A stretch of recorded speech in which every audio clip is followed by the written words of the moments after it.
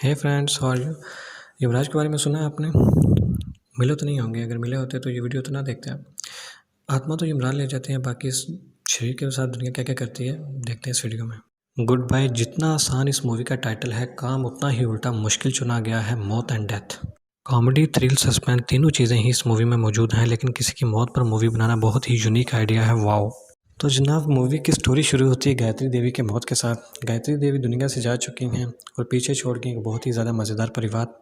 पापा के मुताबिक गायत्री देवी की जाने के बाद उनकी जो आखिरी रस्मात हैं वो परंपरा के मुताबिक जो अदा करनी चाहिए, जबकि बेटी जो है वो साइंस फिक्शन पर यकीन रखती है और उसका कहना है कि मामा को ये चीज़ें पसंद नहीं आएंगी।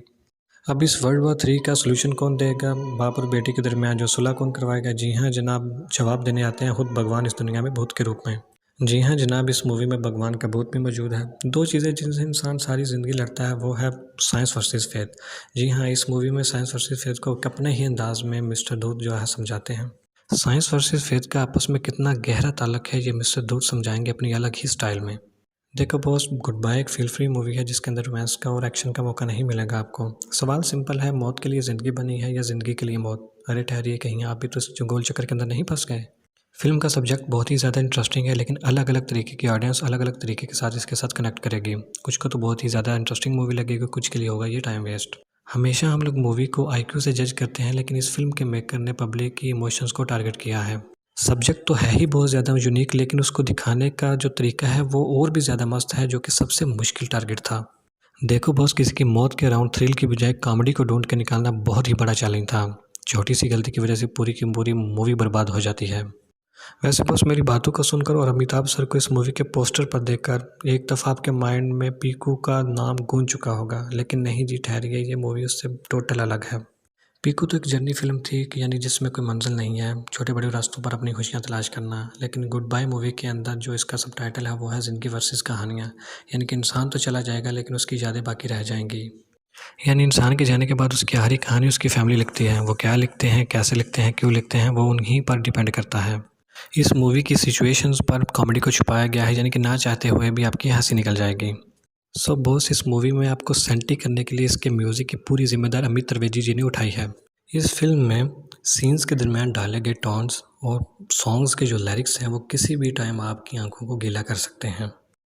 तो फिर दिक्कत कहाँ पर है बॉस? फॉर एग्जांपल, अगर एग्जामिनर आपको पेपर के अंदर 10 नंबर का एक सवाल देता है और आप सिर्फ एक ही लाइन लिख कर आ जाते हैं, बिल्कुल इसी तरह इस मूवी के अंदर भी हुआ है कि इस मूवी के अंदर 10 तरह के टॉपिक्स को जो हाईलाइट किया गया लेकिन उनको एक्सप्लेन नहीं किया गया, जिसकी वजह से ये मूवी के जो मेकर हैं वो पब्लिक को सेटिस्फाई नहीं कर पाए।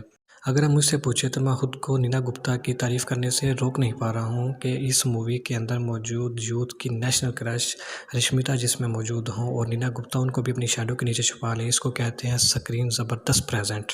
स्पेशली अमिताभ सर के साथ नीना मैडम की जो केमिस्ट्री इंस्पायर, वो चीज़ जो इस जोड़ी ने सिर्फ कुछ सीन्स के अंदर क्रिएट कर दिया, वो बात आपको सो कॉल्ड बॉलीवुड के जो एक्टर्स हैं उनकी जोड़ी में फील नहीं होती। इन शॉर्ट, बहुत ही टाइम के बाद, बहुत ही लंबे अरसे के बाद बॉलीवुड के थिएटर से एक ऐसी मूवी निकली है जिसको आप अपनी फैमिली के साथ बैठकर एंजॉय कर सकते हैं। इन शॉर्ट, बहुत ही टाइम के बाद, बहुत ही लंबे अरसे के बाद बॉलीवुड के थिएटर से एक ऐसी मूवी निकली है जिसको आप अपनी फैमिली के साथ बैठकर एंजॉय कर सकते हैं। सो गाइज, मेरी तरफ से मिलेंगे गुड बाय को 5 में से 3 स्टार। पहला, बहुत ही ज़्यादा यूनिक और फायर्ड कंटेंट। दूसरा, अमिताभ सर की ज़बरदस्त परफॉर्मेंस प्लस नीना गुप्ता की प्रेजेंस। तीसरा, सुनील ग्रोवर की परफॉर्मेंस प्लस अमित त्रिवेदी का हिप्नोटाइज करने वाला म्यूज़िक। नेगेटिव में पहला तो डीप सब्जेक्ट मगर इनकम्प्लीट, स्टोरी को पूरी तरह से जस्टिफाई नहीं किया गया। नेगेटिव में दूसरा, रश्मि एज लीड इस मूवी में कुछ कमाल नहीं कर पाई, बहुत ही ज़्यादा गड़बड़ कर दी और बहुत कुछ सीखना बाकी है।